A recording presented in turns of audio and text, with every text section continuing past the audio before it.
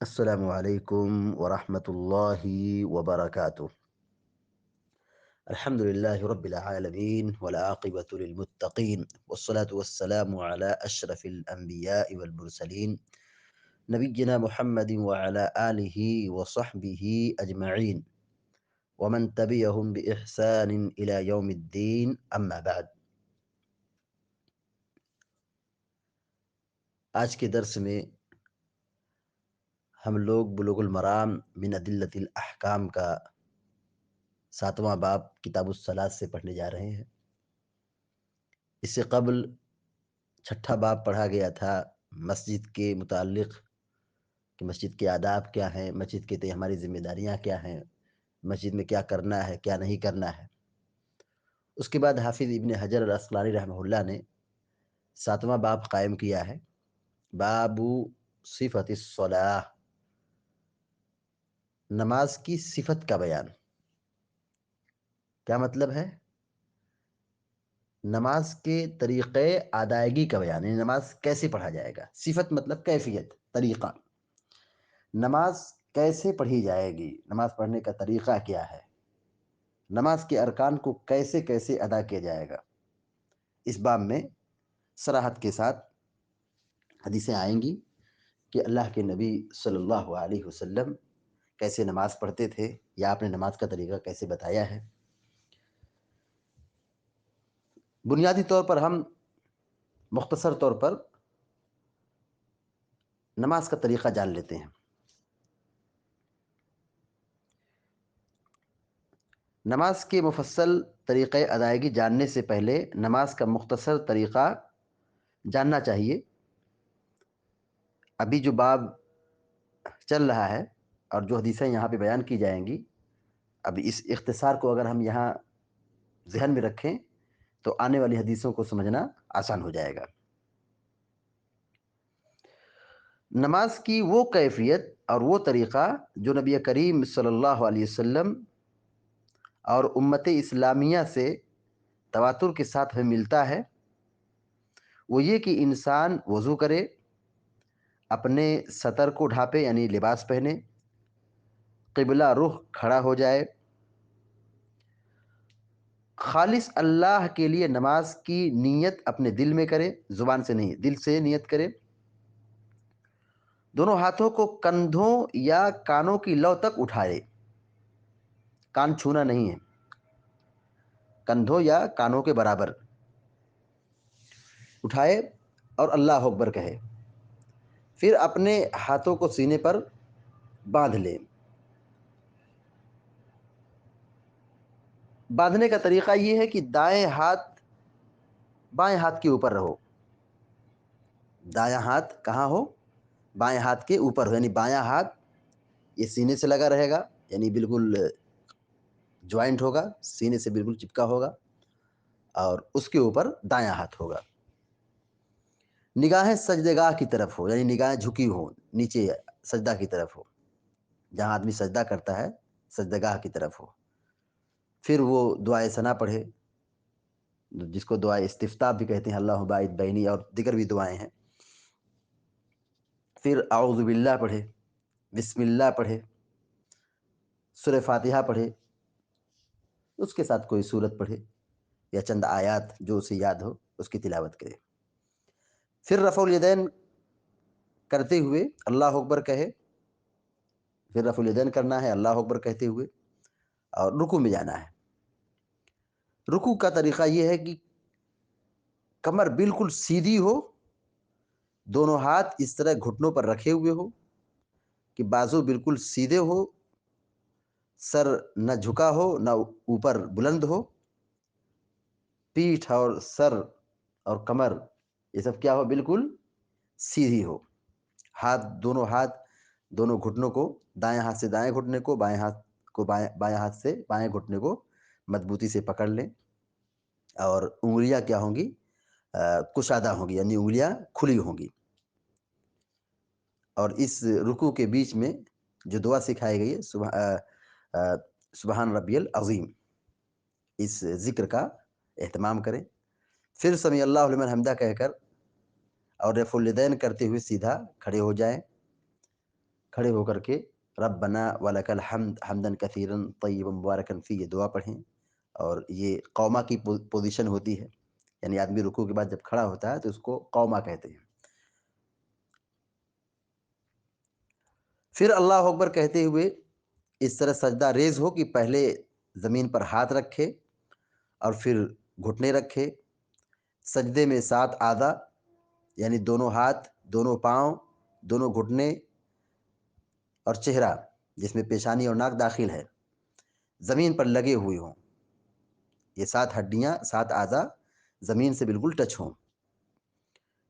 سجدے میں کوہنیاں زمین سے بلند اور پہلو اور رانوں سے الگ رہے گا۔ جب سجدہ کریں گے تو کہنی جو ہوگی زمین سے اوپر ہوگی، یعنی یہ جو ہاتھ کے اوپر جو کوہنی ہے کندھے کے نیچے، اور ہاتھ کی جو کلائی ہے اور جو ہڈی اوپر گئی ہے ہاتھ کا، وہ جہاں سے ہاتھ مڑتا ہے، تو کوہنی زمین سے نہیں لگے گی، زمین سے اوپر ہوگی، اور بازو جو ہوگا اور پہلو اور رانوں سے الگ رہے گا، یعنی بالکل سکڑ کر کے، جیسے کتا بالکل سکڑ کے بیٹھتا ہے ہاتھ پھیلا کر کے زمین پر ٹکا دیتا ہے، ویسا سجدہ نہیں کریں گے۔ کلائی جو ہوگی وہ زمین سے ٹچ ہوگی، بقیہ ہاتھ جو ہوگا زمین سے اوپر ہوگا، اور ہاتھ پھیلا ہوا ہوگا، اور ہاتھ کی جو انگلیاں ہوں گی وہ قبلے کی طرف ہوگی، اور آپس میں سب انگلیاں ملی ہوئی ہوں گی۔ یہ سجدہ کا طریقہ ہے، اور سجدے کے بیچ میں سبحان ربی الاعلیٰ یہ دعا پڑھنا ہے، یہ ذکر پڑھنا ہے۔ اس کے بعد اللہ اکبر کہتے ہوئے بیٹھیں گے، اس کو جلسہ کہتے ہیں، اس کو کیا کہتے ہیں؟ جلسہ کہتے ہیں۔ اس بیچ دعا پڑھیں گے، رب اغفر لی رب اغفر لی رب اغفر لی، اس کے علاوہ بھی اور دعائیں ہیں جو بھی یاد ہو وہ دعا پڑھیں۔ پھر اس کے بعد دوسرا سجدہ کریں گے، اور دوسرا سجدہ کے بعد ہلکا سا بیٹھیں گے، جس کو جلسہ استراحت کہتے ہیں۔ یہ نماز کا مختصر طریقہ ہوگا کہ آدمی ایک رکعت ایسے پڑھ لیا، پھر اس کے بعد دوسری رکعت، تیسری رکعت، چوتھی رکعت، اور جب سلام پھرنا ہوگا تو تشہد میں بیٹھے گا، التحیات پڑھے، درود شریف پڑھے، اس پر جو دعائیں ہیں یاد کرے، جو یاد ہو پڑھے، اللہم انی ظلمت نفسی یہ دعا ہے، یا اللہم انی اعوذ بک من عذاب قبر، جو بھی دعا کرنا ہے بندہ عربی زبان میں دعا کرے تشہد میں، اور پھر سلام پھر دے۔ یہ نماز کا مختصر طریقہ ہے، یہ نماز کا مختصر طریقہ ہے جو یہاں بتایا گیا ہے۔ تشہد میں جب آدمی بیٹھتا ہے، جس میں سلام پھیرتا ہے، 4 رکعت والی نماز ہے، یا جس میں سلام پھیرتا ہے آخری تشہد ہے، تو اس میں بیٹھنے کا طریقہ یہ ہے کہ آدمی تورک کے ساتھ بیٹھے۔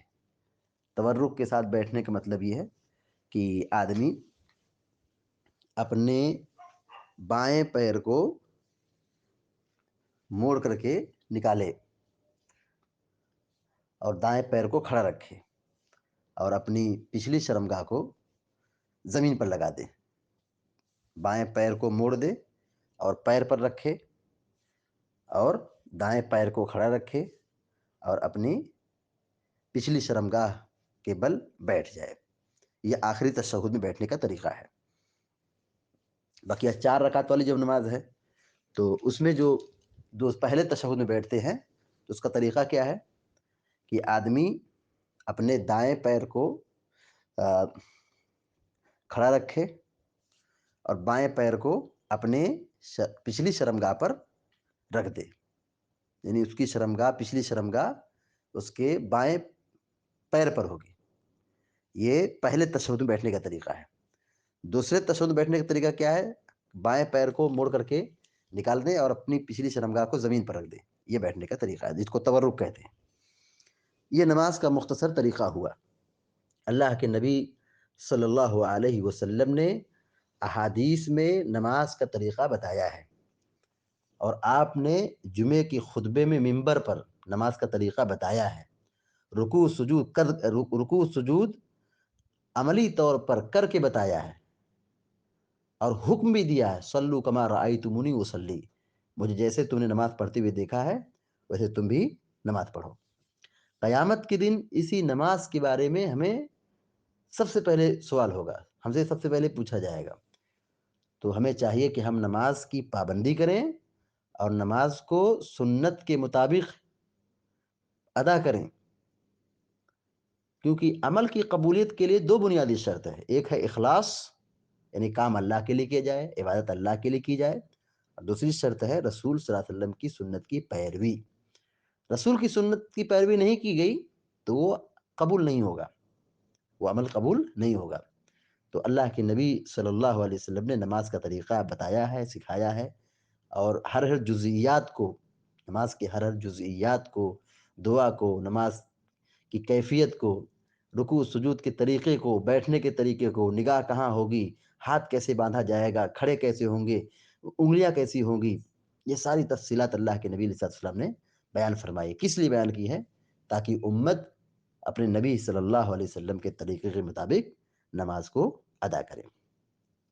اب آئیے باب کے بعد جو پہلی حدیث ہے، حدیث نمبر 210، یہ بہت لمبی ہے، آج کے درس میں آدھی روایت پڑھیں گے، آدھی حدیث پڑھیں گے۔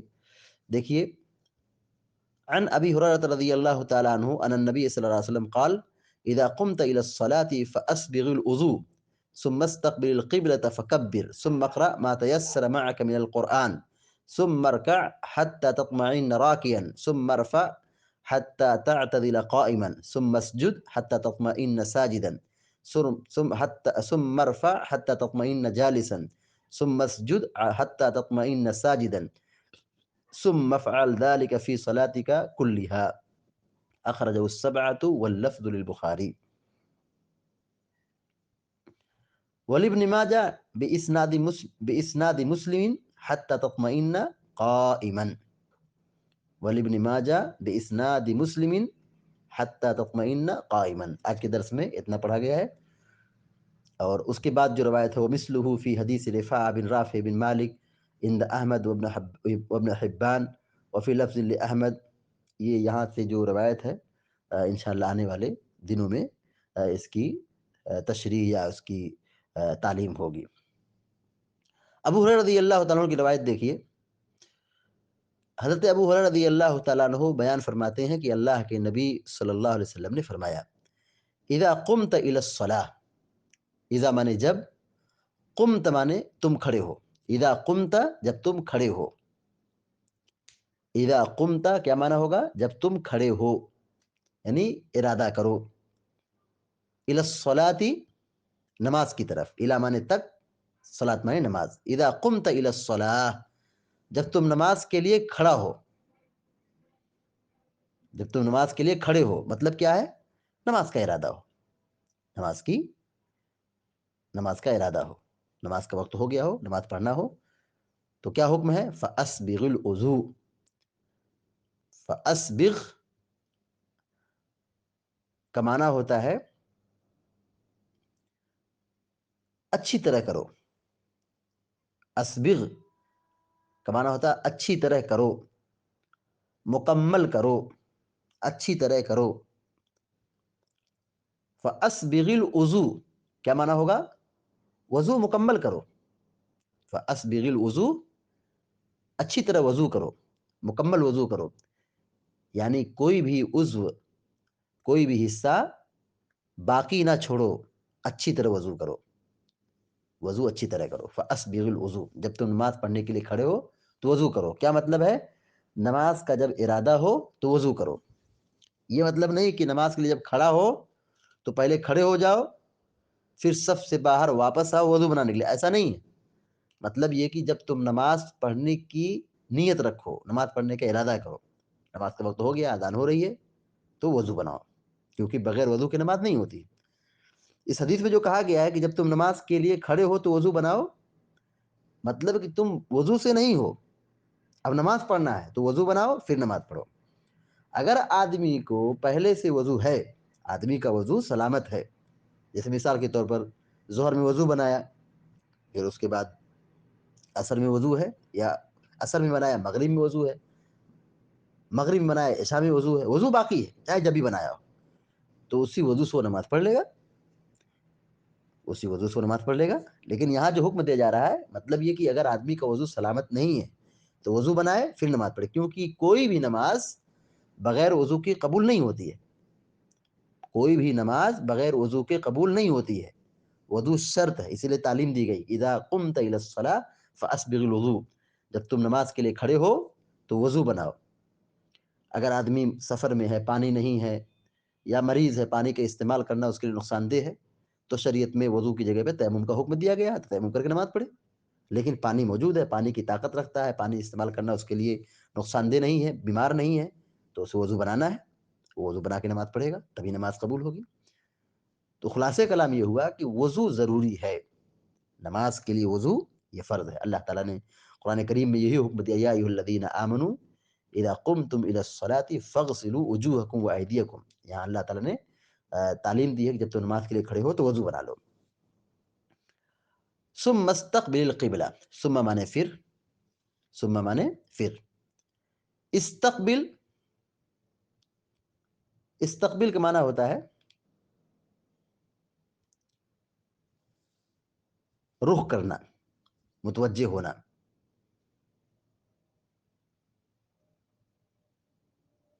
القبلہ مانے قبلہ. ثم استقبل القبلہ، پھر قبلہ رو ہو جاؤ، یعنی چہرہ کہاں رکھو؟ قبلہ کی طرف، کعبہ کی طرف.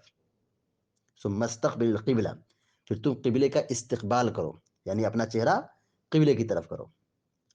قبلہ رخ کھڑے ہو جاؤ، یعنی جہاں قبلہ ہے، جدھر کعبہ ہے، جس رخ پر، اسی رخ پر کھڑے ہو جاؤ. جیسے ہم ہندوستان میں مثال کے طور پہ ہیں تو ہم اپنا چہرہ پچھم کی طرف کریں، جدھر سورج ڈوبتا ہے پچھم کی طرف کریں، ادھر قبلہ ہے، ادھر پچھم ہے، ادھر ہی کیا ہے؟ کعبہ ہے، پچھم کی طرف. ہمارے ملک سے پچھم کی طرف مکہ ہے اور مکہ میں کعبہ ہے، تو کعبہ کی طرف، قبلہ کی طرف رخ کرو. اس سے معلوم ہوتا ہے کہ نماز پڑھنے کے لیے ضروری ہے کہ آدمی اپنا چہرہ قبلہ کی طرف کرے. دیکھیے اللہ کے نبی علیہ السلام نے یہ نہیں کہا کہ کسی ایک سمت کا نام لے، ادھر، کیونکہ دنیا کے مختلف حصے ہیں اور قبلے کا رخ سب کا الگ الگ ہے. دنیا میں آپ لوگ آباد ہیں، جیسے ہم ہندوستان میں ہمارا قبلہ پچھم کی طرف ہے، اور جو مدینہ ہے ان کا قبلہ کدھر ہے؟ مدینہ والوں کا قبلہ جنوب کی طرف ہے. مدینہ والوں کا قبلہ کدھر ہے؟ جنوب کی طرف ہے. یمن والوں کا قبلہ کدھر ہے؟ ان کا قبلہ غالباً مغرب کی طرف پڑے گا. مصر والوں کا قبلہ کدھر پڑے گا؟ مشرق کی طرف پڑے گا. تو علی کل حال اللہ کے نبی علیہ السلام نے قبلے کا استقبال کا حکم دیا ہے. اور جو خانہ کعبہ سے قریب ہوتے ہیں ان کی صف کیسے لگتی ہے؟ گول گول لگتی ہے، چونکہ حدیث میں کیا کہا گیا؟ ثم استقبل القبلہ، جو جہاں ہے وہ قبلے کا استقبال کرے. فکبر، پھر اللہ اکبر کہو، تکبیر کہو. کبر یکبر، تکبیر کا معنی ہوگا اللہ اکبر کہنا. تو یہ نماز کا ادب ہے کہ آدمی پہلے وضو بنائے، کھڑے ہو جائے قبلہ کی طرف، اور اللہ اکبر کہہ کے ہاتھ باندھ دے.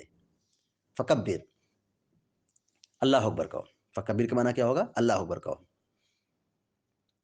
ثم اقرأ ما تيسر معك من القرآن، ثم مانے پھر، اقرأ مانے پڑھو، ما تيسر معك من القرآن، ما تيسر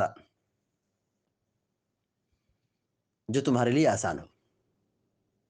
ما تيسر، تیسر یتیسر مانے ہوتا ہے آسان ہونا، میسر ہونا. معک تمہارے ساتھ، من القرآن قرآن میں سے. ثم اقرأ ما تيسر معك من القرآن، پھر تم قرآن پڑھو. قرآن سے مراد یہاں پہ کیا ہے؟ سورہ فاتحہ ہے. پھر تم سورہ فاتحہ پڑھو. ما تيسر معك من القرآن، جتنا تمہیں کیا ہو؟ آسان ہو.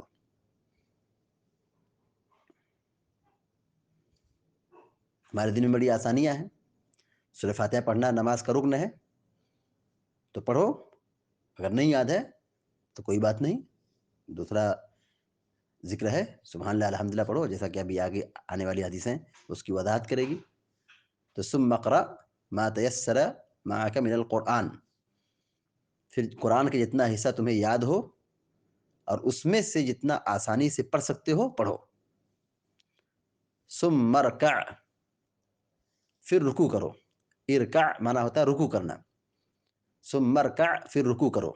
ارکع فعل امر ہے، ارکع رکوع کرو، ثم مانے پھر، ارکع رکوع کرو، ثم ارفع پھر رکوع کرو، حتی تطمئن راکعا، حتی مانے یہاں تک کہ، حتی مانے یہاں تک کہ، تطمئن راکعا، تطمئن اس کا معنی ہوتا ہے اطمینان ہو جانا، مطمئن ہو جانا، اطمئن یطمئن اس کا معنی ہوگا مطمئن ہو جانا، اس کو کہیں گے پرفیکٹ ہو جانا۔ راکعا رکوع، ثم ارکع حتی تطمئن راکعا، پھر رکوع کرو یہاں تک کہ پوری اطمینان سے رکوع کرو، حتی تطمئن یہاں تک کہ تم مطمئن ہو جاؤ، راکعا رکوع کر کے، راکعا رکوع کر کے، یعنی رکوع کی حالت میں تم کیا ہو، پرفیکٹ ہو جاؤ، یعنی جلد بازی نہیں ہے کہ سر جھکاؤ کھڑے ہو جاؤ، ایسے نہیں، رکوع کرو اور پرفیکٹ رکوع کرو، پوری طرح اطمینان سے رکوع کرو۔ ثم ارفع حتى تعدل قائما، ثم ارفع، ارفع مانے اٹھو، ارفع کہ معنی ہوتا ہے اٹھو، یعنی اب سر اٹھاؤ، کھڑے ہو جاؤ، رکوع میں تھے سر جھکا ہوا تھا، اب کیا ہو جاؤ، اسٹینڈ ہو جاؤ، کھڑے ہو جاؤ۔ حتى تعتدل قائما، حتى تعتدل قائما، تعتدل مانے ہوتا ہے اعتدال، اعتدال پر آ جائیں، برابر اپنی جگہ پر آ جائیں۔ حتى تعتدل قائما، یہاں تک کہ پورے اطمینان سے کھڑے ہو جاؤ، ثم ارفع پھر اٹھو، کھڑے ہو جاؤ، حتى تعتدل قائما یہاں تک کہ پورے اطمینان سے کھڑے ہو جاؤ۔ ثم اسجد حتى تطمئن ساجدا، اسجد سجدہ کرو، ثم اسجد پھر سجدہ کرو، حتى تطمئن ساجدا یہاں تک کہ پورے اطمینان کے ساتھ سجدہ کرو۔ ثم ارفع حتى تطمئن جالسا، پھر سر اٹھاؤ یہاں تک کہ تم مطمئن ہو جاؤ جالسن بیٹھ کر کے، جالسن مانے بیٹھنا۔ ثم اسجد حتى تطمئن ساجدا، اسجد سجدہ کرو، ثم اسجد پھر تم سجدہ کرو، حتى تطمئن ساجدا یہاں تک کہ تم مطمئن ہو جاؤ سجدہ کر کے۔ ثم فعل ذلك في صلاتك كلها، پھر ایسا تم اپنی ہر نماز میں کرو۔ ثم فعل پھر کرو، افعل کرو، فی صلاتک اپنی نماز میں، فی صلاتک اپنی نماز میں، کلھا تمام، کل مانے ہر، تمام۔ اخرجہ السبعۃ، اس حدیث کو امام بخاری، امام مسلم، امام ترمذی، امام ابو داؤد، امام نسائی، امام ابن ماجہ اور امام احمد بن حنبل نے روایت کیا۔ السبع مانے سات، سات محدثین نے بیان کیا ہے، مطلب امام بخاری، امام مسلم، امام ترمذی، امام نسائی، امام ابن ماجہ اور امام احمد بن حنبل رحمۃ اللہ علیہ مجمعین۔ واللفظ للبخاری، اور یہ الفاظ امام بخاری کے ہیں، اور یہ الفاظ کس کے ہیں، بخاری کے ہیں۔ ولابن ماجہ، ولابن ماجہ کیا پڑھیں گے، ولابن ماجہ، اور سنن ابن ماجہ کی روایت میں کیا ہے، باسناد مسلم، مسلم کی سند سے، حتی تطمئن قائما، حتی تعتدل قائما کی جگہ پہ کیا ہے، ثم ارفع حتی تعتدل قائما، ابھی حدیث میں پڑھے ہیں ہم لوگ، ثم ارفع حتی تعتدل قائما، پھر تم سر اٹھاؤ یہاں تک کہ اطمینان سے کھڑے ہو جاؤ۔ تو ابن ماجہ کی جو روایت ہے مسلم کی سند سے، یعنی مسلم کی جو سند ہے وہی سند ابن ماجہ کی ہے، اس میں جو لفظ ہے حتی تطمئن قائما، کہ تم پورے اطمینان سے کھڑے ہو جاؤ۔ اعتدال کی جگہ پہ کیا لفظ ہے، حتی تطمئن، حتی تطمئن، تعتدل کی جگہ پہ تطمئن کا لفظ استعمال ہوا ہے۔ تو الفاظ گرچہ الگ الگ ہیں لیکن دونوں کے معانی اور مفہوم یکساں ہے، برابر ہے۔ یعنی اعتدال کے ساتھ، اطمینان کے ساتھ، آرام کے ساتھ سیدھے کھڑے ہو جاؤ۔ یہاں پر اللہ کے نبی صلی اللہ علیہ وسلم نے نماز کا طریقہ بتایا، اور یہ روایت جو بھی آپ کے سامنے پڑھی گئی ہے صحیح بخاری کی اور دیگر حدیث کی کتابوں کی، تو اس حدیث کو علماء نے حدیث مسیء الصلاۃ سے مشہور ہے علماء کے درمیان، اہل علم کے درمیان اس حدیث کا کیا نام ہے؟ مسیء الصلاۃ، حدیث مسیء الصلاۃ۔ اصل میں ایک واقعہ ہے، واقعہ یہ ہے کہ ایک صحابی آئے، ایک آدمی آئے جنہیں نماز پڑھنے کا صحیح طور پہ طریقہ معلوم نہیں تھا، اور آئے اور نماز جلدی جلدی پڑھ کر کے ختم کر دیے، 2 رکعت پڑھ کر کے۔ اللہ کے نبی علیہ الصلوۃ والسلام کے پاس آئے تو انہوں نے سلام کیا، آپ نے جواب دیا، پھر آپ نے کہا کہ جاؤ لوٹو، پھر دوبارہ نماز پڑھو، تم نے نماز نہیں پڑھی۔ پھر وہ دوبارہ آئے، پھر وہی جلدی جلدی نماز پڑھ کر کے چلے آئے، ارکان صحیح طور پہ ادا نہیں کر رہے تھے، اعتدال سے نماز نہیں پڑھ رہے تھے، جیسے حدیث میں حکم دیا گیا ہے اس اعتدال سے، اس اطمینان سے نماز نہیں پڑھ رہے تھے۔ اللہ کے نبی علیہ الصلوۃ والتسلیم نے انہیں واپس کر دیا۔ بہرحال وہ گئے، پھر آئے، سلام کیا، آپ نے جواب دیا، پھر آپ نے کہا کہ جاؤ لوٹ جاؤ، تم نے نماز نہیں پڑھی ہے۔ پھر وہ گئے، دوبارہ نماز پڑھی، پھر واپس آئے، آپ کو سلام کیا، پیارے نبی علیہ الصلوۃ والسلام نے سلام کا جواب دیا، پھر آپ نے کہا جاؤ پھر سے نماز پڑھو۔ انہوں نے کہا کہ مجھے اس سے بہتر نماز پڑھنے کا طریقہ نہیں معلوم ہے۔ اللہ کے نبی صلی اللہ علیہ وسلم نے وہ طریقہ بتایا۔ یہ پورا واقعہ حافظ ابن حجر الاسقلانی رحمہ اللہ نے یہاں پہ ذکر نہیں کیا ہے، صرف جو آپ نے سکھایا نماز کا طریقہ اسی کو یہاں پہ ذکر کیا ہے۔ دیکھیے روایت، عن ابی ہریرہ رضی اللہ تعالی عنہ ان النبی صلی اللہ علیہ وسلم قال، سیدنا ابو ہریرہ رضی اللہ تعالی بیان فرماتے ہیں کہ اللہ کے نبی صلی اللہ علیہ وسلم نے فرمایا، اذا قمت الى الصلاة فاسبغ الوضوء، جب تو نماز کے لیے کھڑے ہو تو اچھی طرح وضو بناؤ، ثم استقبل القبلة فکبر، پھر تم قبلہ رخ ہو کر کھڑے ہو جاؤ اور اللہ اکبر کہو، ثم اقرأ ما تيسر معك من القرآن، پھر تمہیں جو قرآن ہے یا پڑھو۔ دیکھیں یہاں پہ دعائے ثنا کا ذکر نہیں ہے، کیونکہ دعائے ثنا پڑھنا اتنا کمپلسری نہیں، اتنا ضروری نہیں ہے۔ آپ نے کہا جتنا تمہیں قرآن ہے وہ قرآن پڑھو، یعنی سورہ فاتحہ کے بغیر نماز نہیں ہوتی ہے، تو سورہ فاتحہ پڑھنے کا آپ نے حکم دیا ہے۔ ثم اقرأ ما تيسر معك من القرآن، پھر تمہیں جتنا قرآن یاد ہو، آسان ہو، پڑھو۔ ثم ارفع حتى تطمئن راكعا، پھر تم رکوع کرو یہاں تک کہ اطمینان سے رکوع کرو، تم رکوع کرنے میں مطمئن ہو جاؤ۔ ثم ارفع حتى تعتدل قائما، پھر تم سر اٹھاؤ، سیدھے کھڑے ہو جاؤ یہاں تک کہ تم کھڑے ہونے میں اطمینان کر لو، اطمینان سے کھڑے ہو جاؤ، آرام سے کھڑے ہو جاؤ۔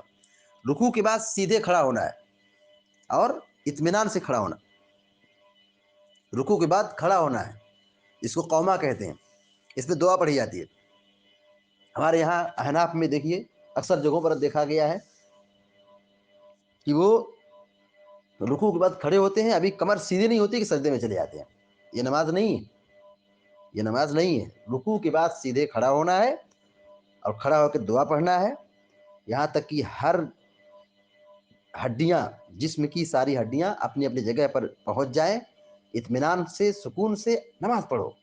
یہی اللہ کے نبی علیہ الصلوۃ والسلام کہہ رہے ہیں کہ حتی تعتدل قائما، یہاں تک کہ تم سیدھے اطمینان سے کھڑے ہو جاؤ۔ ثم مسجد حتی تطمئن ساجدا، پھر تم سجدہ کرو یہاں تک کہ تم اطمینان سے سجدہ کرو، پورے طور پر سجدہ کرو۔ ثم ارفع حتی تطمئن جالسا، پھر تم رکوع سے اٹھو یہاں تک کہ خوب اطمینان سے بیٹھ جاؤ۔ ایک رکعت میں 2 سجدے ہوتے ہیں، ایک رکعت میں 2 سجدے ہوتے ہیں، اور 2 سجدے کے درمیان بیٹھتے ہیں، اس کو جلسہ کہتے ہیں۔ یہاں یہی حکم دیا جا رہا ہے، ثم ارفع حتی تطمئن جالسا، سجدے کے بعد کہا تم اپنے سر کو اٹھاؤ، سجدے سے اٹھو، حتی تطمئن جالسا، یہاں تک کہ تم اطمینان سے، مکمل طور سے، پورے طور پر بیٹھ جاؤ، بیٹھنا ہے۔ یہاں کیا ہوتا ہے، ایک سجدہ کیے دوسرا سجدہ فوراً کر دیتے ہیں، بیچ میں کوئی گیپ نہیں ہے، کوئی دعا نہیں ہے، ابھی آدمی صحیح سے سر اور پیٹھ اور کمر بٹھایا نہیں کہ فوراً اس کو سجدے میں جھک جاتے ہیں۔ یہ طریقہ غلط ہے، سنت کے خلاف ہے۔ سنت یہ ہے کہ ایک سجدے کے بعد جب دوسرا سجدہ کرنا ہو تو بیچ میں فصل ہے، سیدھے اطمینان سے بیٹھنا ہے یہاں تک کہ جسم کی ساری ہڈیاں اپنی اپنی جگہ پر ٹھکانے پر پہنچ جائیں۔ اور وہاں دعا بھی پڑھنا ہے. 2 سجدوں کے درمیان دعا سکھلائی گئی ہے. رب اغفر لی رب اغفر لی رب اغفر لی، اور بہت ساری دعائیں ہیں. اس کے علاوہ بھی دعائیں ہیں. ثم مسجد حتی تطمئن ساجدا، پھر کہا تم سجدہ کرو یہاں تک کہ تم پورے طور پر اطمینان سے سجدہ کرو. دیکھیے آپ بار بار حدیث میں دیکھ رہے ہیں کہ اطمینان، آرام، مکمل طور پر، سیدھے طور پر. یہ اعتدال ہے. یہ نماز کے خشوع خضوع کے اسباب میں سے ہے. نماز میں جلد بازی نہیں ہے. ثم مسجد حتی تطمئن ساجدا، پھر تم سجدہ کرو یہاں تک کہ تم پورے طور پر اطمینان سے سجدہ کرو، یہاں تک کہ تم پورے اطمینان سے سجدہ کرو. اور یہ آپ نے نماز کا طریقہ بتایا. آپ نے کہا آخر میں ثم فعل ذلك فی صلاتک کلھا، پھر ایسا تم اپنی ہر نماز میں کرو، یعنی ہر رکعت میں ایسے ہی کرو، اطمینان سے، آرام سے، جلد بازی مت کرو، خشوع خضوع سے پڑھو. اخرجہ السبعۃ واللفظ للبخاری، اس حدیث کو امام بخاری، امام مسلم، امام ترمذی، امام نسائی، امام ابن ماجہ، امام ابو داؤد اور امام احمد بن حنبل رحمہ اللہ نے بیان فرمایا ہے. واللفظ للبخاری، اور یہ حدیث جو پڑھی گئی ہے اس کے الفاظ صحیح بخاری کے ہیں. ولابن ماجہ باسناد مسلم، اور ابن ماجہ کے اندر مسلم کی سند سے کیا ہے؟ حتی تطمئن قائما، حتی تطمئن قائما، رکوع کرو، رکوع کے بعد کیا حکم دیا؟ پورے اطمینان سے کھڑے ہو جاؤ. حتی تطمئن راکعا، حتی تطمئن قائما، حتی تطمئن قائما، یہاں تک کہ تم سیدھے کھڑے ہو جاؤ، اطمینان سے کھڑے ہو جاؤ. اور ابھی جو حدیث میں پڑھی گئی ہے اور اس میں الفاظ کیا تھا؟ حتی تعتدل قائما. تو تعتدل وہاں پہ ہے، یہاں پہ تطمئن ہے. الفاظ مختلف ہیں لیکن معنی دونوں کا ایک ہی جیسا ہے. حدیث کا جو مقصود ہے وہ یہی ہے کہ آدمی نماز اطمینان سے، آرام سے، سکون سے پڑھے. نماز کی ادائیگی میں جلد بازی نہیں. اور نماز کا ادب یہ ہے کہ ایک ارکان کو ادا کرنے کے بعد جب دوسرے ارکان میں داخل ہو تو وہاں پہ کیا ہے؟ ٹھہراؤ ہے، وہاں پہ کیا ہے؟ اطمینان ہے. جیسے رکوع کیے، رکوع کے بعد اب جیسے سجدے میں جانا ہے تو سیدھے کھڑے ہو جائیں یہاں تک کہ ساری ہڈیاں اپنی اپنی جگہ پہ چلی جائیں. سجدے کے بعد جب بیٹھنا ہے دوسرا سجدہ کرنے کے لیے تو وہاں پر بھی آرام سے بیٹھنا یہاں تک کہ جسم کی ساری ہڈیاں اپنی اپنی جگہ پر، اپنے اپنے ٹھکانے پر پہنچ جائیں. جلد بازی مقصود نہیں ہے، یہ نماز نہیں ہے. ہم اللہ کے سامنے کھڑے ہیں، اللہ کی بندگی کے لیے کھڑے ہیں، اللہ کی عبادت کے لیے کھڑے ہیں. تو ایک ادب ہونا چاہیے، احترام ہونا چاہیے، سلیقہ ہونا چاہیے. اس حدیث سے جو بات معلوم ہوئی، نمبر 1، نماز پڑھنے کے لیے وضو بنانا چاہیے، بغیر وضو کے نماز نہیں ہوتی.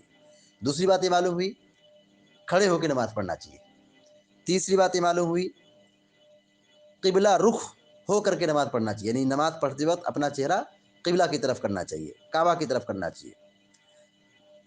اللہ اکبر کہہ کے نماز میں داخل ہونا چاہیے.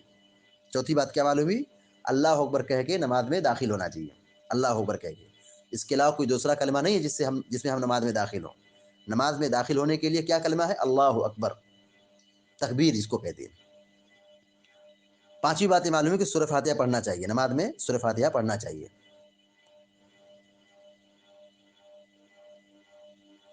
اور چھٹی بات یہ معلوم ہوئی کہ رکوع کرنا چاہیے، اور رکوع اطمینان سے کرنا چاہیے.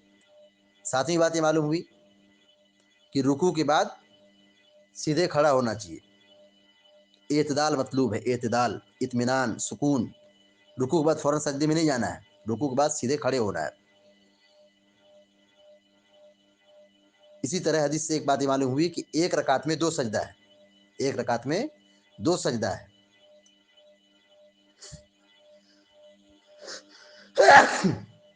الحمدللہ، ایک رکعت میں 2 سجدہ ہے. اور 2 سجدہ کریں گے تو ایک سجدہ کرنے کے بعد بیٹھیں گے، اس بیٹھنے میں بھی اطمینان ہونا چاہیے، اعتدال ہونا چاہیے، ٹھہراؤ ہونا چاہیے. یہ نہیں کہ جلدی ایک سجدہ کیے پھر بیٹھے پھر فوراً سجدہ کیا، ایسا نہیں. جسم کی ساری ہڈیاں اپنی جگہ پر پہنچ جائیں، اطمینان سے، آرام سے آدمی نماز پڑھے. اور اس کو جلسہ کہتے ہیں، اور جلسہ میں دعا پڑھی جاتی ہے، رب اغفر لی رب اغفر لی. تو یہاں پر حدیث میں کیا کہا گیا؟ ایک رکعت میں 2 سجدہ ہے، اور 2 سجدوں کے درمیان بیچ میں بیٹھنا ہے، جس کو نماز کی اصطلاح میں جلسہ کہا جاتا ہے. اور رکوع کے بعد جب آدمی سجدے میں جاتا ہے اس سے پہلے جو کھڑا ہوتا ہے اس کو نماز کی اصطلاح میں قومہ کہا جاتا ہے، اور اس میں آدمی کو کھڑا ہونا چاہیے. یہ کھڑا ہونا بھی نماز کے ارکان میں سے ہے، نماز کے واجبات میں سے ہے. اس طرح حدیث سے ایک بات یہ معلوم ہوئی، نماز کا طریقہ سکھانا چاہیے. اللہ کے نبی علیہ الصلوۃ والسلام نے نماز کا طریقہ سکھایا ہے، تو یہ نبی کا تواضع ہے، یہ نبی کی خاکساری ہے. اور نبی علیہ الصلوۃ والسلام کے طریقے کے مطابق نماز پڑھنا چاہیے، سنت کے مطابق نماز پڑھنا چاہیے. اللہ کے نبی صلی اللہ علیہ وسلم نے یہی فرمایا ہے، صلو کما رأیتمونی اصلی، تم ایسے ہی نماز پڑھو جیسا تم نے مجھے نماز پڑھتے ہوئے دیکھا ہے. تو ہم یہ طریقہ سیکھ رہے ہیں، یہ باب پڑھ رہے ہیں، نماز کی ادائیگی کا بیان، نماز ادا کرنے کا مسنون طریقہ، نماز کے طریقے ادائیگی کا بیان.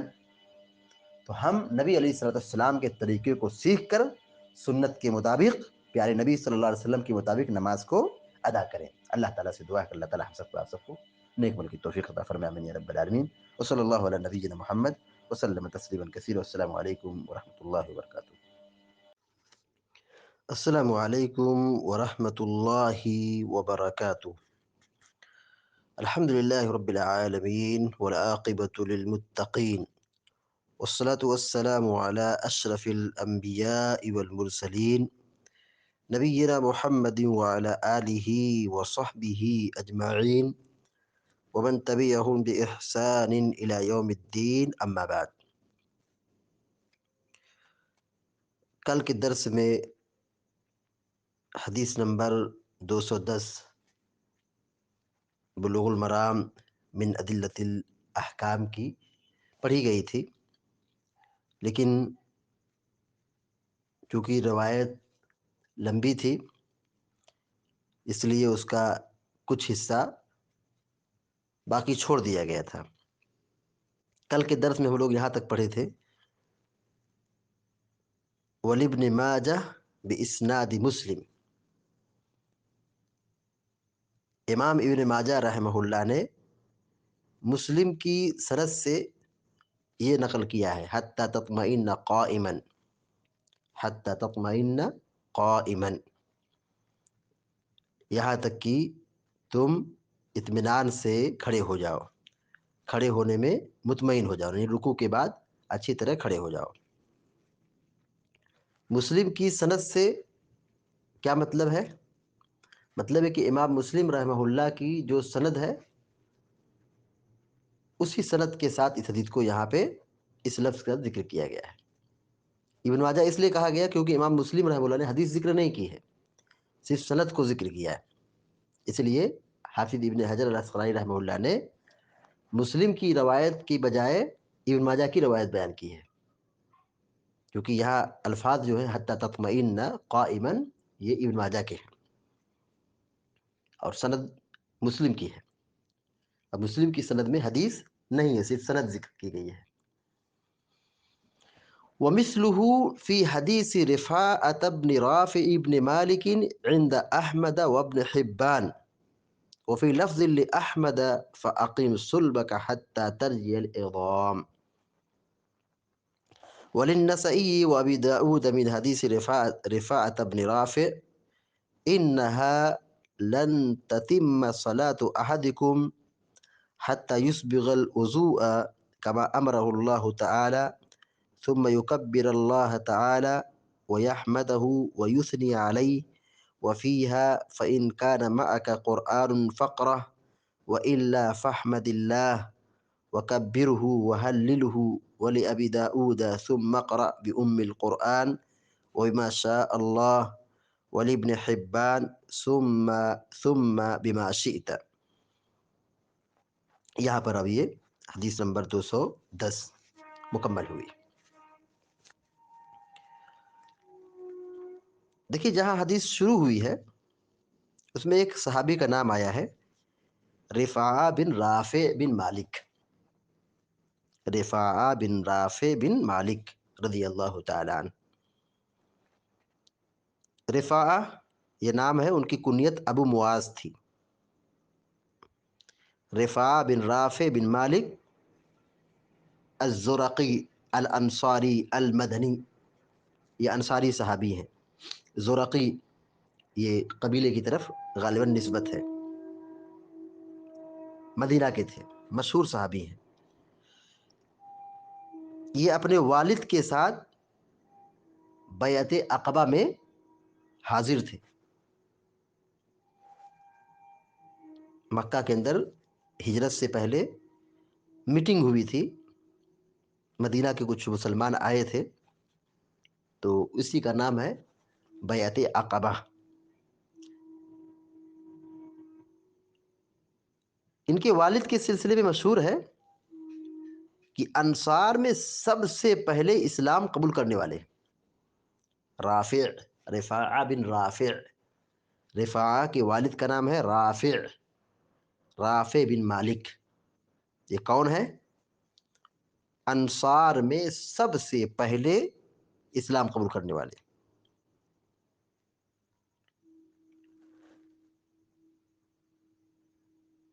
رفاعہ بن رافع رضی اللہ تعالیٰ عنہ اللہ کے نبی صلی اللہ علیہ وسلم کے ساتھ تمام غزوات میں شریک رہے. صرف بدر میں یہ حاضر نہیں تھے، بدر میں شریک نہیں تھے، بقیہ تمام جنگوں میں اللہ کے نبی صلی اللہ علیہ وسلم کے ساتھ شریک رہے. امیر معاویہ رضی اللہ تعالیٰ عنہ کی خلافت کے شروع میں سن 41 ہجری میں رفاعہ رضی اللہ تعالیٰ عنہ کی وفات ہوئی. اور رفاعہ رضی اللہ تعالیٰ عنہ کی روایتیں کتب احادیث میں ملتی ہیں، لیکن بہت زیادہ نہیں ہے، اس لیے ان کی تعداد بالضبط نہیں بتلائی جا سکتی ہے. اب آئیے حدیث کی طرف. ومثله في حديث رفاعة بن رافع بن مالك عند أحمد وابن حبان. مسند احمد اور صحیح ابن حبان میں رفاعہ بن رافع بن مالک کی روایت میں کیا لفظ ہے؟ وفی لفظ احمد. مسند احمد کے جو الفاظ ہیں فَأَقِمْ صُلْبَكَ حَتَّى تَرْجِعَ الْعِظَامُ. فَأَقِمْ صُلْبَكَ، اقیم مانے سیدھا کرو، اقیم مانے قائم کرو، مطلب سیدھا کرو. صلب مانے پیٹھ، صلب مانے پیٹھ. حَتَّى تَرْجِعَ الْعِظَامُ، رجع یرجو مانے ہوتا لوٹنا. حتی ترجیہ یہاں تک کہ لوٹ جائے. العظام ہڈیاں، عظم مانے ہڈی جمع عظام. حتی ترجیہ العظام یہاں تک کہ ہڈیاں لوٹ جائے. مسند احمد کی جو الفاظ ہیں وہ اسی طرح ہے. فاقم صلبک حتی ترجیہ العظام. ومثله في حديث رفاعة بن رافع بن مالك عند أحمد وابن حبان. جیسے ابن ماجہ کی روایت میں حتی تطمئن قائمن لفظ ہے، اسی طرح مسند احمد اور صحیح ابن حبان میں رفاعہ بن رافع بن مالک کی روایت میں بھی اسی طرح ہے. اور وفی لفظ احمد، اور مسند احمد کے جو الفاظ ہیں اس میں کیا ہے دوسری روایت میں؟ فَأَقِمْ صُلْبَكَ حَتَّى تَطْمَئِنَّ قَائِمًا کی جگہ پہ کیا ہے؟ فَأَقِمْ صُلْبَكَ، اپنی پیٹھ کو سیدھی کرو. حَتَّى تَرْجِعَ الْعِظَامُ، یہاں تک کہ ہڈیاں اپنی اپنی جگہ پر، اپنے اپنے مقام پر واپس لوٹ جائے. تو حَتَّى تَطْمَئِنَّ قَائِمًا کہیں یا فَأَقِمْ صُلْبَكَ حَتَّى تَرْجِعَ الْعِظَامُ کہیں. الفاظ گرچہ مختلف ہے لیکن دونوں کا معنی کیا ہے؟ ایک ہی ہے. الفاظ گرچہ الگ الگ ہے لیکن مفہوم کیا ہے؟ معنی کیا ہے؟ وہی ہے. حَتَّى تَطْمَئِنَّ قَائِمًا، یہاں تک کہ تم کھڑے ہونے میں مطمئن ہو جاؤ، اطمینان سے کھڑے ہو جاؤ. اور فَأَقِمْ صُلْبَكَ حَتَّى تَرْجِعَ الْعِظَامُ، تم سیدھے کھڑے ہو جاؤ یہاں تک کہ ہڈیاں اپنی جگہوں پر پہنچ جائے. بات ایک ہی ہے. تو سنن ابن ماجہ کے اندر مسلم کی سند سے حتی تطمئن قائمن یہ لفظ ہے، اور اسی طرح صحیح ابن حبان میں اور احمد کی روایت میں یہی لفظ موجود ہے، حتی تطمئن قائمن. البتہ مسند احمد کی سند میں دوسری سند سے، مسند احمد کی روایت میں دوسری سند سے فَأَقِمْ صُلْبَكَ حَتَّى تَرْجِعَ الْعِظَامَ کا لفظ موجود ہے کہ تم اپنی کمر کو سیدھی کرو، یا اپنی ہڈی اپنی پیٹھ کو سیدھی کرو، حتیٰ ترجع العظام، یہاں تک کہ ہڈیاں لوٹ جائیں۔ اس سے کیا سبق ملتا ہے کہ رکوع کے بعد جب سر اٹھائیں گے تو سیدھے کھڑے ہوں گے۔ کھڑا ہونا کافی نہیں، کھڑا ہونا کافی نہیں ہے، کھڑے ہونے کے ساتھ ساتھ اعتدال مطلوب ہے، سکون مطلوب ہے۔ کیا سکون اور کیا اعتدال؟ جسم کی ساری ہڈیاں اپنی اپنی جگہ پر لوٹ آئے، یعنی آدمی رکوع سے جب سر اٹھائے کھڑا ہو تو کچھ وقت تک کھڑا رہے سیدھے، تاکہ ہر ہڈی اپنی جگہ پر پہنچ جائے۔ یہ نہیں کہ رکوع سے سر اٹھائے اور فوراً سجدے میں چلا جائے، غلط ہے، یہ سنت کے خلاف ہے، سنت کے خلاف ہے۔ اعتدال مطلوب ہے، سکون مطلوب ہے، اطمینان مطلوب ہے۔ حدیث میں کیا کہا گیا کہ ہر ہڈیاں اپنی اپنی جگہ پر لوٹ آئیں۔ رکوع کے بعد جو کھڑے ہوتے ہیں، بعض علماء نے اس حدیث سے استنباط یہ کیا ہے کہ جیسے رکوع سے پہلے آدمی کھڑا تھا، یعنی سینے پر اپنا ہاتھ باندھا تھا، اسی طرح رکوع کے بعد بھی اپنے ہاتھ کو سینے پہ باندھ لے گا، کیونکہ حدیث میں کیا کہا گیا کہ اپنی کمر کو سیدھی کرو، اپنی پیٹھ کو سیدھی کرو، یہاں تک کہ ہر ہڈی اپنی جگہ پہ پہنچ جائے۔ تو بعض علماء نے یہ استنباط کیا ہے کہ جیسے رکوع سے پہلے کھڑے تھے ہاتھ باندھ کر کے، ویسے ہی رکوع کے بعد قومہ میں جو کھڑے ہوتے ہیں وہ بھی ہاتھ باندھ کے کھڑے ہو۔ یہ بعض علماء کا استدلال ہے، لیکن درست اور جمہور علماء کی رائے یہی ہے، دلائل کی روشنی میں یہی صحیح لگتا ہے واللہ عالم، کہ آدمی اپنے دونوں ہاتھ کو چھوڑ دے، آدمی اپنے دونوں ہاتھ کو چھوڑ دے، یعنی باندھنا نہیں ہے، دونوں ہاتھ کو نیچے چھوڑ دینا ہے، جس کو نماز کی اصطلاح میں ارسال کہا جاتا ہے۔ کیا کہا جاتا ہے؟ ارسال، یعنی ہاتھ باندھنا نہیں ہے، ارسال کا معنی ہوتا ہے چھوڑنا، یعنی ہاتھ کو نیچے چھوڑ دیں گے، باندھیں گے نہیں، اور یہی کیا ہے؟ راجح ہے۔ اس کے آگے دیکھیے وَلِلنَّسَائِيِّ وَأَبِي دَاؤُودَ مِنْ حَدِيثِ رِفَاعَةَ بْنِ رَافِعٍ إِنَّهَا لَن تَتِمَّ الصَّلَاةُ أَحَدِكُمْ حَتَّى يُسْبِغَ الْوُضُوءَ كَمَا أَمَرَهُ اللَّهُ تَعَالَى۔ اور سنن نسائی اور ابو داؤد میں رفاعہ بن رافع رضی اللہ تعالیٰ عنہ کی جو حدیث ہے، اس میں کیا ہے؟ إِنَّهَا لَن تَتِمَّ صَلَاةُ أَحَدِكُمْ، دیکھو تم میں سے کسی کی نماز مکمل نہیں ہوگی، حتی یسبغ الوضو، یہاں تک کہ وہ وضو کو مکمل بنائے، اچھی طرح بنائے، کما امرہ اللہ تعالیٰ، جیسے اللہ نے حکم دیا ہے، اللہ نے جیسے وضو بنانے کا حکم دیا ہے، آدمی ویسا وضو بنائے تب اس کی نماز کیا ہوگی؟ قبول ہوگی۔ لن تتم، لن تتم مانے مکمل ہونا، لن تتم ہرگز مکمل نہیں ہوگی، لن تتم ہرگز مکمل نہیں ہوگی، صلاۃ نماز، صلاۃ احدکم تم میں سے کسی کی نماز، لن تتم صلاۃ احدکم تم میں سے کسی کی نماز مکمل نہیں ہوگی، یعنی صحیح نہیں ہوگی، قبول نہیں ہوگی، حتی یسبغ الوضو، کل کے درس میں یہ لفظ آیا تھا فاسبغ الوضو، اسبغ یسبغ معنی ہوتا ہے مکمل کرنا، اچھی طرح کرنا، حتی یسبغ الوضو، یہاں تک کہ وضو کو مکمل کرے، اچھی طرح وضو بنائے، کما امرہ اللہ تعالی، جیسا کہ اللہ نے اسے حکم دیا ہے، امر مانے حکم دینا، کما امرہ اللہ تعالی، جیسا کہ اللہ تعالیٰ نے اس کو حکم دیا ہے، یعنی جیسے اللہ تعالیٰ کا حکم ہے آدمی اس طرح وضو بنائے، یعنی شریعت میں جیسے اللہ کے نبی علیہ الصلوۃ والسلام وضو کا طریقہ بتایا ہے، آدمی پہلے ہاتھ دھلے، کلی کرے، ناک میں پانی چڑھائے، چہرہ دھلے، داڑھی کا خلال کرے، اور دائیں ہاتھ کو دھلے، پھر بائیں ہاتھ کو دھلے، پھر سر کا مسح کرے، پھر بائیں پیر کو دھلے، پھر پہلے دائیں پیر کو دھلے، پھر بائیں پیر کو دھلے، یہ وضو کا مختصر طریقہ ہے، اور آپ نے بلوغ المرام میں جہاں وضو کا چیپٹر گزرا ہے آپ نے صراحت کے ساتھ پڑھی ہے۔ تو جیسے اللہ نے وضو کا حکم دیا ہے ویسے ہی وضو بناؤ۔ اس کے آگے کہا ثم یکبر اللہ تعالی، پھر اللہ کی تکبیر بیان کرے، ثم یکبر اللہ تعالی، پھر تکبیر کہے، اللہ اکبر کہے، یکبر من تکبیر کہنا، اللہ کی بڑائی بیان کرے، اللہ اکبر کہے.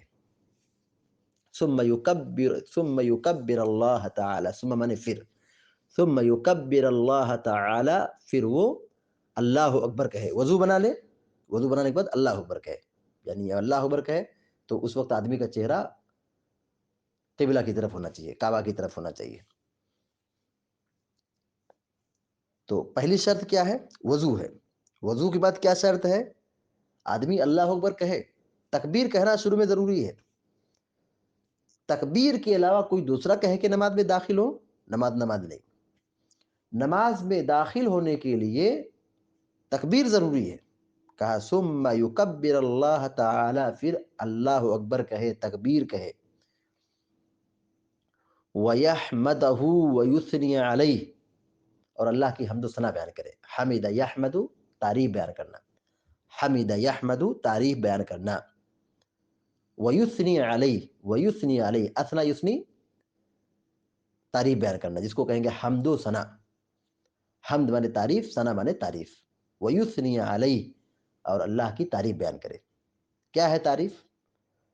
بعض علماء نے کہا کہ یہاں حمد و ثنا سے مراد کیا ہے؟ دعائے استفتاح، اللہم باعد بینی و بین خطایائی کما باعدت بین المشرق والمغرب، یہ دعا ہے. یا سبحانک اللہم بحمدک، یہ دعا ہے. تو بعض علماء نے کہا ہے کہ یہ دعائے ثنا پڑھے، دعائے استفتاح پڑھے. لیکن بعض علماء نے یہ کہا کہ یہاں پر سورہ فاتحہ مراد ہے. کیا مراد ہے؟ سورہ فاتحہ. کہ سورہ فاتحہ یہ اللہ تعالیٰ کی حمد ہے، اللہ تعالیٰ کی تعریف ہے.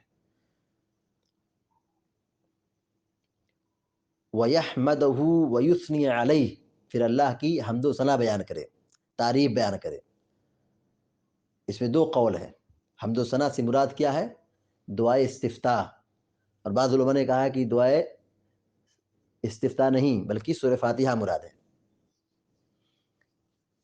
وفیہا، اور اسی حدیث میں یہ ہے فَإِن كَانَ مَعَكَ قُرْآنٌ فَقْرَأْ، فَإِن كَانَ مَعَكَ قُرْآنٌ، اور اگر تمہارے ساتھ قرآن ہو، یعنی تمہیں قرآن یاد ہو، فقرا تو اسے پڑھو.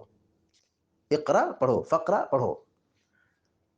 فَإِن كَانَ مَعَكَ قُرْآنٌ، فَإِن مانے اگر، مَعَكَ تمہارے ساتھ یعنی تمہارے دل میں، قرآن، قرآن مطلب قرآن کی صورتیں یاد ہو، فقرا تو اسے پڑھو. یعنی اگر قرآن یاد ہو تو قرآن پڑھو. وَإِلَّا فَحْمَدِ اللَّهِ، اور اگر یاد نہیں ہے، فحمد اللہ، تو اللہ کی حمد و ثنا بیان کرو، الحمدللہ کہو. وَإِلَّا فَحْمَدِ اللَّهِ، اگر قرآن یاد نہیں ہے تو کیا کرو؟ فحمد اللہ، الحمدللہ کہو. وَكَبِّرْهُ، اس کی تکبیر بیان کرو، یعنی اللہ اکبر کہو. وَحَلِّلْهُ، اور لا الہ الا پڑھو. حلل یحلل تحلیل، لا الہ الا پڑھنا، لا الہ الا اللہ پڑھنا. فَحْمِدْهُ، یا فحمد اللہ، الحمدللہ کہو، اللہ کی تعریف بیان کرو. وَكَبِّرْهُ، اللہ اکبر کہو. وَحَلِّلْهُ، لا الہ الا پڑھو. یعنی اگر قرآن یاد ہے، سورہ فاتحہ یاد ہے تو پڑھو اس کو. اور اگر بندے کو کچھ بھی یاد نہیں ہے، کوئی آیت بھی یاد نہیں ہے، بالکل نادان ہے، نہ سمجھ ہے، کچھ بھی یاد نہیں ہے، نہ سورہ فاتحہ یاد ہے، نہ قل واللہ احد یاد ہے، نہ انا اعطینہ یاد ہے، یعنی قرآن کی کچھ بھی سورت یا کوئی آیت یاد نہیں ہے، تو کیا کرے گا وہ؟ ایسا آدمی کیا کرے گا؟ ہمارا دن کتنا آسان ہے. اگر سورہ فاتحہ یاد نہیں ہے، کوئی سورت یاد نہیں ہے، اور ایسے لوگ بالکل نہ کے برابر ہیں. ملین میں کوئی اکا دکا آدمی ہوگا جسے کچھ نہ یاد ہو. کیا سنتے سنتے سورہ فاتحہ یاد ہو جاتی ہے، یا کچھ چھوٹی چھوٹی صورتیں جو بچپن میں بھی یاد ہو جاتی ہے. علی کل حال اگر کسی کو یاد نہ ہو، کوئی نادان نہ سمجھ ہو، تو شریعت میں اس کا طریقہ بتایا گیا ہے، اس کا مسئلہ بتلایا گیا ہے. وَإِلَّا فَحْمَدِ اللَّهِ، اور اگر قرآن یاد نہیں ہے تو الحمدللہ کہو، نماز میں الحمدللہ کہو. وَكَبِّرْهُ، اللہ اکبر کہو. وَحَلِّلْهُ، اور لا الہ الا اللہ کہو. اب سبحان اللہ، الحمدللہ، اللہ اکبر، یہی پڑھتے رہیں، یہی پڑھتے رہیں، یہی پڑھتے رہیں. اگر سورہ فاتحہ یاد نہیں ہے تو مقتدی کو کیا کرنا چاہیے؟ یہی پڑھتے رہنا چاہیے. سبحان اللہ، الحمدللہ، لا الہ الا اللہ، اللہ اکبر، یہی ذکر و اذکار پڑھتے رہنا چاہیے. وَلِأَبِي داؤد، اور ابو داؤد کی روایت میں کیا لفظ ہے؟ ثُمَّ اقْرَأْ بِأُمِّ الْقُرْآنِ. ابو داؤد کی روایت میں یہ ہے کہ تمہیں جو قرآن یاد ہو پڑھو، اس کی جگہ پہ کیا ہے؟ ثم اقرأ بأم القرآن، ام القرآن یعنی سورۃ الفاتحہ پڑھو، ثم اقرأ پھر پڑھو، یعنی اللہ اکبر کے بعد کیا پڑھو؟ سورہ فاتحہ پڑھو۔ کیوں سورہ فاتحہ پڑھو؟ کیونکہ سورہ فاتحہ کے بغیر کوئی نماز نہیں ہوتی، لا صلاۃ لمن لم یقرأ بفاتحۃ الکتاب، ہر نماز میں ہر رکعت میں سورہ فاتحہ پڑھنا فرض ہے، رکن ہے۔ ثم اقرأ بأم القرآن، پھر تم سورہ فاتحہ پڑھو، وبما شاء اللہ، اور مزید جو اللہ نے چاہا، مطلب اس کے ساتھ جو چاہو اور پڑھ لو، جتنا یاد ہے، جتنی تم پڑھ سکتے ہو، تمہاری آسانی ہو پڑھ لو، ہمارا دین آسان ہے۔ وَلِابْنِ حِبَّانَ ثُمَّ بِمَا شِئْتَ، اور ابن حبان کی روایت میں کیا لفظ ہے؟ ثُمَّ بِمَا شِئْتَ، پھر تم جو چاہو پڑھو، پھر تم جو چاہو پڑھو، شئت تم چاہو، ثُمَّ بِمَا شِئْتَ پھر تم جو چاہو پڑھو، سورہ فاتحہ پڑھ لو، اس کے بعد تم جو چاہو پڑھو۔ یہاں پر اللہ کے نبی صلی اللہ علیہ وسلم کی حدیثوں کا ایک ایک ٹکڑا ذکر کیا گیا ہے، جو محدثین نے اپنی اپنی کتاب میں بیان کیا ہے۔ خلاصہ کلام کیا ہے کہ آدمی نماز پڑھنے کے لیے جب کھڑا ہو تو وضو بنائے، کیونکہ بغیر وضو کے نماز نہیں ہوتی ہے۔ نماز میں داخل ہو تو اللہ اکبر کہے، بغیر اللہ اکبر کہے نماز میں داخل ہونا نہیں ہے، اور نماز ہوتی بھی نہیں۔ اس کے بعد نماز کو سکون اور اطمینان سے ادا کرے، خشوع خضوع کے ساتھ ادا کرے، اطمینان اور اعتدال کے ساتھ ادا کرے، جلدی نہ کرے، بے ترتیب نہ کرے، ترتیب وار کرے، دعائے ثنا پڑھے۔ دعا ثنا پڑھنا فرض اور واجب نہیں ہے، مستحب ہے، سنت ہے۔ سورہ فاتحہ پڑھنا ضروری ہے، سورہ فاتحہ پڑھے، اس کے بعد جو صورت یاد ہو وہ پڑھے، رکوع کرے، رکوع کے بعد سیدھے کھڑے ہو۔ کھڑا ہونا صرف کافی نہیں ہے، کھڑے ہونے کے ساتھ ساتھ وہ ٹھہرے اور قوما کی جو دعا ہے وہ دعا پڑھے، یہاں تک کہ جسم کی ساری ہڈیاں اپنی جگہ پہ پہنچ جائیں، یعنی اطمینان اور اعتدال نماز کا یہ حسن ہے اور نماز کا یہ رکن ہے، نماز کی یہ زینت بھی ہے اور نماز کے لیے یہ واجب بھی ہے، ضروری بھی ہے۔ اس کے بغیر نماز نہیں ہوتی ہے، جیسا کہ کل کے درس میں اس حدیث کی طرف اشارہ کیا گیا تھا کہ ایک آدمی آئے اور انہوں نے نماز پڑھی اور جلدی جلدی نماز پڑھی۔ آپ نے کہا جاؤ تم پھر دوبارہ نماز پڑھو، ان کو کئی مرتبہ واپس کیا، کئی مرتبہ واپس کیا، تو آپ نے پھر ان کو نماز کا طریقہ مکمل بتایا۔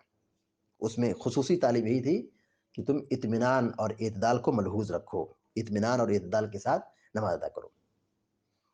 اس کے بعد اگر جس کو سورہ فاتحہ یاد نہ ہو، قرآن یاد نہ ہو، تو اسے کیا کرنا چاہیے؟